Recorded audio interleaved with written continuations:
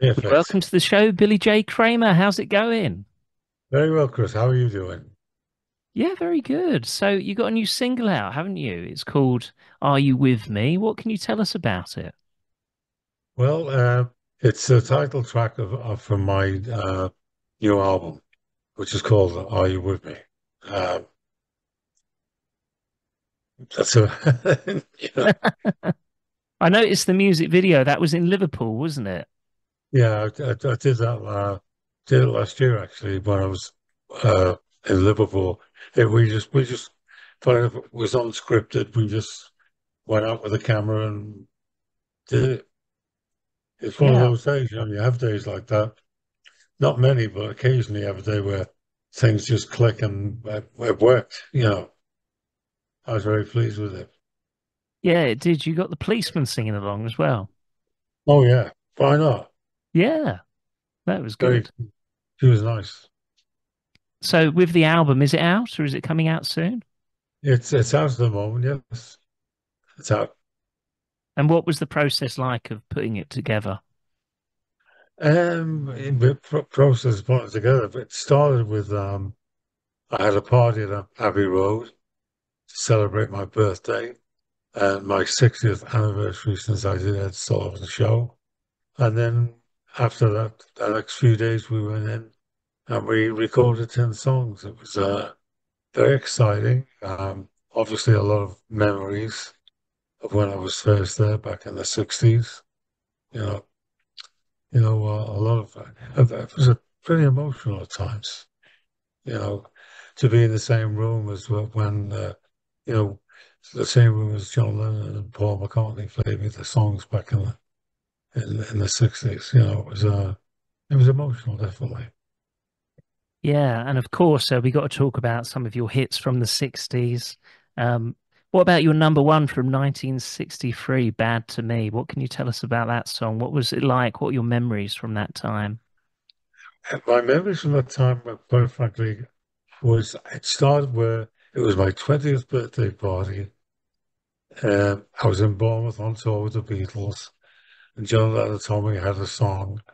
And a couple of weeks later, I met up with him at Abbey Road, and he sat at the piano and played me the song "Bad to Me." And then he said, "I want to play you something else and give me your opinion." And he played "I Want to Hold Your Hand." And I said, "Can I have that one?" He says, "No, we're doing that one ourselves." I remember that, very, very vividly. It Yeah, and of was a course, you wonderful mentioned the Ed moment. Sullivan Show. What was that like going on there? It was very exciting, but very, a bit overwhelming, but it's a great experience, you know. Right. You also had a chart topper, Little Children, in 1964. Was that very satisfying? Well, of course it's satisfying. Being on the more on the chart is very satisfying. You know, um, quite frankly, you go in the studio, you record songs, and you hope that you're going to have a hit. You don't know. It's all in the hands of the man upstairs, I guess. Yeah. I mean, you was also number two with your version of Do You Want to Know a Secret? What about that song? What can you tell us about that one? Well, do you want to know a secret? Was a song which Brian Epstein had given me to learn. It was just John Lennon on an acoustic guitar.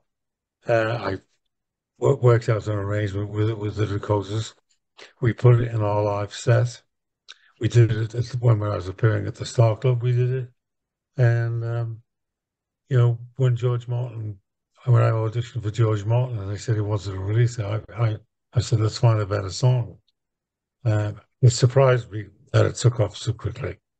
It was a great surprise, very exciting, but it was a surprise. Hmm. And out of all the songs you recorded, this is a hard question. Which one's your favorite? My favorite?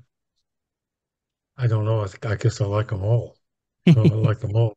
I mean, it was Joanna Secret was my first time in the studio working with George Martin.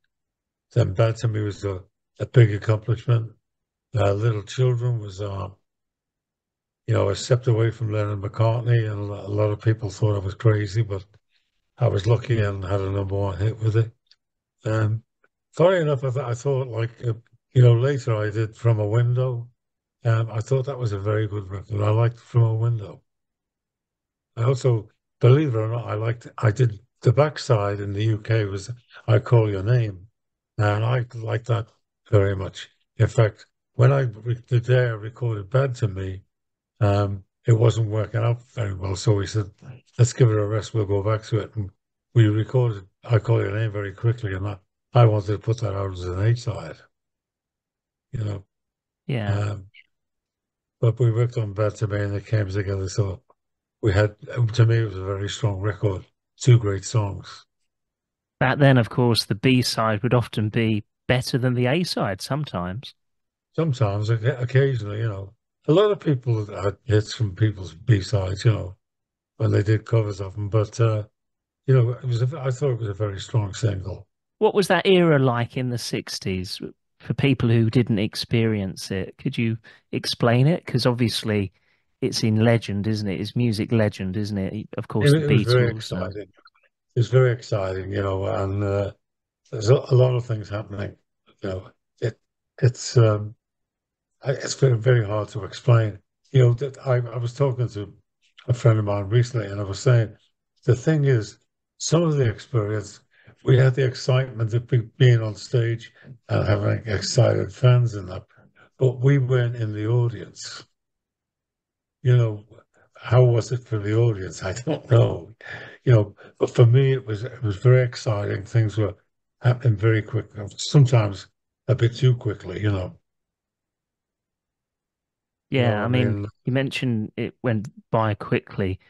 Did you realize like how big it was when it was happening, or is it sort of something you look back on? Look back on it, it's something that was big. You know, it was big. I mean, I'll be honest with you. I was so busy back then that sometimes, it's like I've got in the habit where sometimes I eat too fast because back then you had to grab a meal whenever you could, and you know, things, were moving so fast. There was so much to do. Yeah, and how did you first get into music yourself? I just started a group when I was a kid, with local school friends and neighborhood friends. And we formed a group, um, did auditions, and started getting gigs at like the Cavern, the Iron Door, Ancient Institute, all local hops around Liverpool. That's how I started. That's great. And in many ways, that's the best education, isn't it? Going on the road, doing gigs, and the old ways are probably the best ways, really. Well, I mean, I'll be honest with you. I was doing a full-time job, and I was doing like 6 or 7 gigs a week. I was playing every night of the week afterwards. And then, when I went to Germany to the Star Club, you played from 4 o'clock in the afternoon till 6, 7 in the morning Wow. sometimes. You'd have an hour on, an hour off, an hour on, 2 hours off. But, you'd be playing music all the time. Um, I don't think people do that now. Must have been a real adrenaline rush. It was, it's very exciting. I mean, and I'll be honest with you, them records of what, what I tell people now is they don't realize is I was like at times given the songs on the day, and we had to learn the songs, arrange the songs, and record the songs in 3 hours. And we didn't have Pro Tools and all the technology of today, so we had to play. It was the records were more or less live, so you had to get it right. So I think we did quite a good job. Yeah, definitely. And can you really remember as you mentioned, it was like a live performance back then when you recorded. Can you vividly remember that, or is it a bit of a blur? Or No, it's not a blur to me. It's very, very clear to me. I can remember it. I can remember the days when I was in good voice, the days where I wasn't, the days where I struggled. Of course, definitely. and was you discovered yourself, or how did it happen when you first had your big hit? What happened was I was there was a popularity poll in a newspaper called Merseybeat. Now the Beatles came number one, and I came joint second with a guy called Lee Curtis. And there was an artist presentation night where we got an award, and that's where I met Brian Epstein, who managed the Beatles. And shortly afterwards, Brian approached me about managing me. That's how that came about. So I was part of Brian Epstein, what they call Brian Epstein's stage stable, with Cilla Black and Jerry and the Pacemakers, the Big Three, and of course the Beatles. And what was Brian Epstein like? Brian Epstein was great. Brian Epstein was very hands-on. Um, Brian, I don't know what happens today, but Brian would come to shows. He would come backstage afterwards. He would come unannounced. He would write out what he thought was good, what he thought was bad, what songs he thought I should change, how you should announce them. He would talk to the roadies about the lighting. He was very, very good. Very hands-on then he sounded like. Very hands-on, yes. Yeah.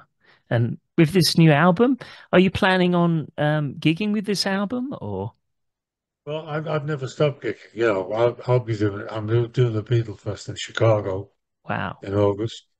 I'll be doing some of the songs, but I still do the old ones. You have to. Um, and whatever gigs I'm doing, I'll be doing the songs. If somebody comes along and wants me to do a solo, I'll do it. You know, that's great. And yeah. what's the song you can't leave out of your set when you do a live set? I can't leave out Bad to Me, and I No. can't leave out Little Children. You know, they'll be with me forever. But they all will. And do you still enjoy playing them after these years? I mean, you must have played them hundreds and hundreds of times, but Well, I mean, it's a different audience every show. Um, and to me, I just let's face it, the songs that got me recognition, the songs that gave me a great lifestyle, that's, that took me on a wonderful journey yeah. And who are some of your favorite singers yourself over the years? over the years. There's a lot. I mean, I always say, I'm very lucky that I had the pleasure of working with a lot of people that I idolized when I was a kid. I've worked with people like the Everly Brothers, Gene Pitney, Del Shannon, Roy Orbison. I worked with all these people, and it was a fantastic experience. Wow. Yeah. I mean, rock and roll, fantastic. I worked with Chuck Berry as well. I worked with Marvin Gaye. I worked with James Brown. I worked with the Supremes. I worked with the Beach Boys. You know, a lot of people. So it's very hard to choose one, isn't it? Yeah, Um, yeah, it is hard. It is hard. There's a lot of great ones there. definitely. And what do you think about music today? Um, some of it I like, some of it I don't like. If something catches my ear, I'm into it. If not, I don't, I don't think I listen to as much as what I'd like to. You know, I'm always busy doing things and thinking about what I'm doing. Yeah. And do you think radio was very different back in the 60s? It was, wasn't it, really? I think so. I think DJs had a lot to do with more personalities. I don't know how it is in England now, but I think in a lot of cases now, DJs are given X amount of records to play, and they're told what to play. I think back in the 60s, the DJs had more of a free hand, and they could play things that they liked, and uh, I don't know whether that goes on or not. No, I find a lot of them are more presenters now instead of necessarily really into the music of what they play. Not every station, but yeah, I do find that. Yeah. Well, how are you? Me, I love my music, so I select everything with Oh, me. that's wonderful. Yeah. Wonderful. Um, I love my music, every kind of music, really. But I talked to Otis Williams of the Temptations, and he was saying to me, like back in the 60s, if they liked a record, they'd just put it on again straight away after. You couldn't do that today, kind of thing.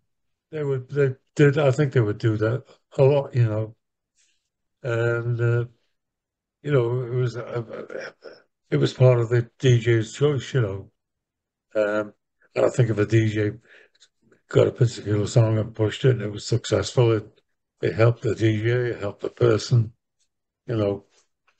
Uh, it's more corporate, I guess, today. Hmm.